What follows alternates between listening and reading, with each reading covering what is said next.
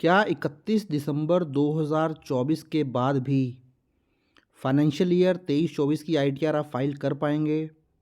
तो इस वीडियो के अंदर मैं आपको बताऊंगा 31 दिसंबर 2024 तक आप किस तरीके की आईटीआर को फाइल कर सकते हैं, और अगर आपसे वो डेडलाइन मिस हो जाती है तो उस केस में फिर आपके पास क्या ऑप्शन होगा आईटीआर फाइल करने का, किन किन कंडीशन में फ़ाइल कर पाएंगे और कितनी फ़ीस या पेनल्टी आपको पे करनी पड़ेगी। तो चलिए डिटेल में अपनी वीडियो की तरफ बढ़ते हैं। तो देखिए, सबसे पहले तो आपको मालूम ही होगा, आप ओरिजिनल आईटीआर फाइल करते हैं सेक्शन 139 सबसेक्शन 1 के अंदर किसी भी फाइनेंशियल ईयर के लिए। तो सपोज़ मैं फाइनेंशियल ईयर 23-24 का एग्जांपल ले लेता हूं, जो कि मेरा 1 अप्रैल 2023 से 31 मार्च 2024 तक चला था। अगर आपका टैक्स ऑडिट का केस नहीं है तो उस केस में फिर आपने अपनी आईटीआर को 31 जुलाई 2024 तक फाइल कर लिया होगा। तो ऐसी जो आईटीआर है उसको हम बोलते हैं ओरिजिनल आईटीआर। अब सपोज़ करें आपने ओरिजिनल आईटीआर फाइल कर ली सेक्शन 139 सबसेक्शन 1 के अंदर, बट उस आईटीआर के अंदर आपसे कुछ मिस्टेक हो गई, कुछ आप रेक्टिफिकेशन करना चाहते हैं, कोई डिडक्शन आपने क्लेम नहीं की, कोई इनकम आपसे छूट गई, या कोई डिडक्शन आप क्लेम अब करना चाहते हैं, या आपने एक्सेस क्लेम कर ली। तो किसी भी तरीके की एरर अगर आपसे ओरिजिनल आईटीआर के अंदर हो गई थी, उस रेक्टिफिकेशन आप उस गलती को सुधारना चाहते हैं, उस एरर को ठीक करना चाहते हैं, तो उसके लिए अब आपने जो ओरिजिनल आईटीआर फाइल की थी सेक्शन 139 सबसेक्शन 1 के अंदर, जो कि 31 जुलाई 2024 से पहले फाइल कर चुके होंगे, अब आप उसको रिवाइज़ करना चाहते हैं तो उसके लिए आप रिवाइज़ आईटीआर फाइल कर सकते हैं सेक्शन 139 सबसेक्शन 5 के अंदर, जो कि 31 दिसंबर 2024 तक अभी आपके पास टाइम है, आप उसको जो है रिवाइज़ कर सकते हैं। अब क्वेश्चन ये आता है, सपोज़ आपने 31 जुलाई 2024 तक जो ओरिजिनल आईटीआर फाइल करनी थी सेक्शन 139 सबसेक्शन 1 के अंदर, वो आपने फाइल ही नहीं की। तो अब आपके पास ऑप्शन है कि आप बिलेटेड आईटीआर फाइल कर लें। बिलेटेड आईटीआर का मतलब, जैसा कि आप इसके नाम से जान ही रहे होंगे, लेट आईटीआर फाइल कर लें।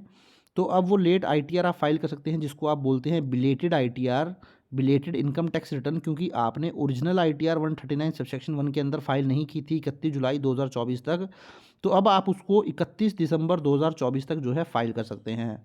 तो बिलेटेड आईटीआर आप कैसे फ़ाइल कर सकते हैं, इसके ऊपर ऑलरेडी मैंने डिटेल्ड वीडियो बनाया है। वीडियो का लिंक आपको मैं नीचे डिस्क्रिप्शन में दे दूंगा, आप जाएं और देख लें, और 31 दिसंबर तक आप बिलेटेड आईटीआर फाइल कर लें। उसमें आपको कुछ फ़ीस या पेनल्टी जो है वो पे करनी पड़ती है। अगर आपकी इनकम 5 लाख से कम है तो 1000 रुपीज़, और अगर 5 लाख क्रॉस कर जाती है तो फिर 5000 रुपीज़ आपको पे करनी पड़ती है। बट हमारा जो क्वेश्चन है वो यहाँ पर ये है, अगर आप ये डेट मिस कर देते हैं तो उस केस में फिर आप क्या करेंगे।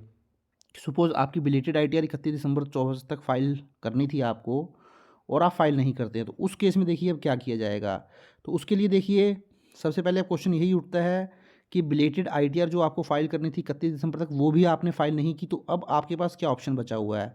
तो इसके लिए देखिए, गवर्नमेंट ने अभी कुछ साल पहले ही एक नया ऑप्शन निकाला था आईटीआर का, जिसको आप बोलते हैं ITR you, means updated return under section 139 subsection 8A।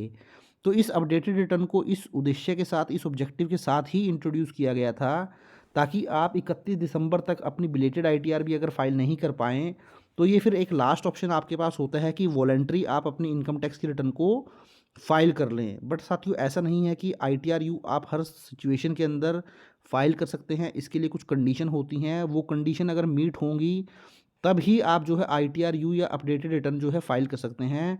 अगर वो कंडीशन आप मीट नहीं कर पाएंगे तो फिर आप आईटीआर यू फाइल नहीं कर पाएंगे, और इसके लिए भी कुछ फीस या पेनल्टी पे करनी पड़ती है, वो भी मैं आपको बताऊंगा। तो चलिए सबसे पहले देख लेते हैं पेनल्टी क्या होती है आईटीआर यू के लिए। तो सबसे पहले तो अगर आप आईटीआर यू फाइल करना चाहते हैं और आपकी इनकम टैक्स की जो आप इसमें इनकम दिखाएंगे, अगर वो 2.50 लाख से कम है, तो सबसे पहले तो आप ये समझ लीजिए कि आप आईटीआर यू फाइल नहीं कर पाएंगे। तो आईटीआर यू फाइल करने के लिए आपकी जो इनकम आप डिक्लेयर करेंगे इनकम टैक्स रिटर्न के अंदर, वो 2.50 लाख से ज़्यादा होनी चाहिए। अब सेकंड, अगर आपकी इनकम 2.50 लाख से 5 लाख तक है, तो उस केस में फिर आपको 1000 रुपीज़ की लेट फीस जो है वो पे करनी पड़ेगी। सिमिलरली अगर आपकी इनकम 5 लाख भी क्रॉस कर जाती है, तो उस केस में फिर आपको लेट फीस 5000 तो पे करनी ही पड़ेगी, प्लस उसके अलावा आपको 25% एडिशनल टैक्स भी पे करना पड़ेगा, इंटरेस्ट भी पे करना पड़ेगा। तो अब इसके ऊपर एक मैंने ऑलरेडी डिटेल्ड वीडियो बनाया हुआ है, जहाँ मैंने आपको बताया है कि किस तरीके से आप आईटीआर यू फाइल करते हुए ये जो कैलकुलेशन होती है इंटरेस्ट की, लेट फीस की, एडिशनल टैक्स की, पेनल्टी की, ये कैसे आपकी कैलकुलेशन की जाती है, टोटल अमाउंट कितना बनता है।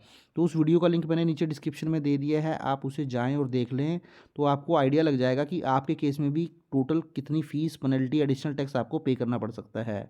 तो ये तो मेरी पेनल्टी की बात हुई। अब हम कुछ ऐसे केसेस देख लेते हैं जहाँ पर आप ITR-U फाइल नहीं कर पाएँगे।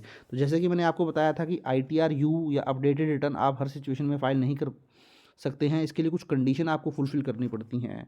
तो अब कौन-कौन से केसेस हैं जहाँ आप ITR-U फाइल नहीं कर पाएँगे?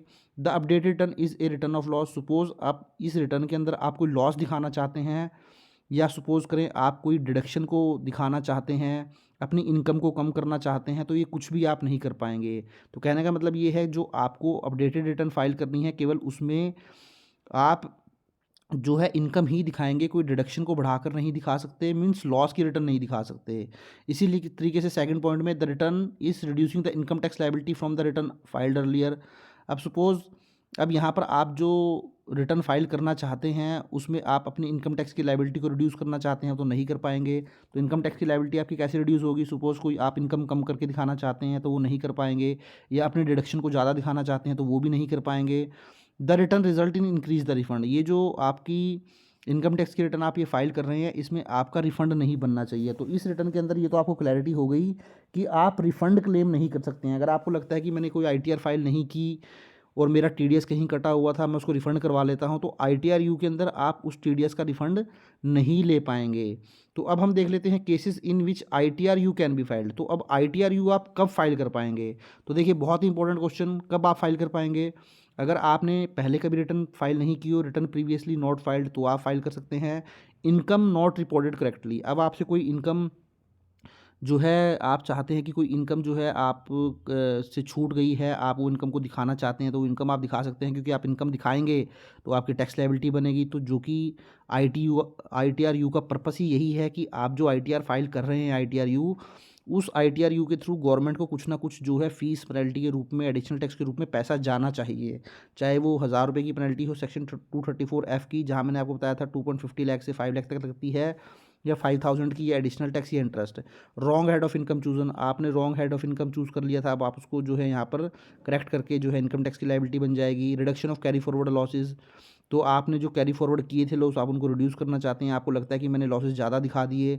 रिडक्शन ऑफ अनअब्जॉर्ब्ड डेप्रिसिएशन, जो डेप्रिसिएशन आपने ज़्यादा दिखा दिया था, उसको रिड्यूस करना चाहते हैं। रिडक्शन ऑफ टैक्स क्रेडिट को कम करना चाहते हैं। गलत रेट ऑफ टैक्स लग गया था आपका, आपने गलत हेड में इनकम दिखा दी थी, उसको ठीक कर सकते हैं। तो इस तरीके से आप ITR-U जो है वो फाइल करेंगे। ITR-U को अगर मैं आपको बताऊं, तो ओवरऑल जो पर्पस यही है कि आप ITR-U फाइल करके गवर्नमेंट को कुछ ना कुछ पे करें, टैक्स के रूप में, पेनल्टी के रूप में, फ़ाइन के रूप में, यही इसका पर्पस है। तो इसके लिए अब ITR-U आप कैसे फाइल कर सकते हैं, इसके ऊपर ऑलरेडी मैंने डिटेल्ड वीडियो बनाया हुआ है। उस वीडियो का लिंक आपको नीचे डिस्क्रिप्शन में मिल जाएगा। देखिए, वहाँ पर आपको जो नज़र आएगा असेसमेंट ईयर, आपको सिंपली जहाँ पर भी असेसमेंट ईयर आपको नज़र आए, वहाँ पे आप सिंपली असेसमेंट ईयर 24-25 चूज़ कर लें। तो उस फाइल जो है वो मैंने 1-2 साल पहले की वीडियो है मेरी, वहाँ पर असेसमेंट ईयर शायद आपको 22-23 जो है नज़र आएगा, या 23-24 नज़र आएगा, आप चेक कर लीजिएगा। सिर्फ आपको वहाँ पे असेसमेंट ईयर 24-25 चूज़ करना है, बाकी सारा फॉर्मेट जो है सेम रहेगा। वहाँ पर मैंने ITR-1 आपको फाइल करके दिखाई है, और ITR-4 फाइल करके दिखाई है।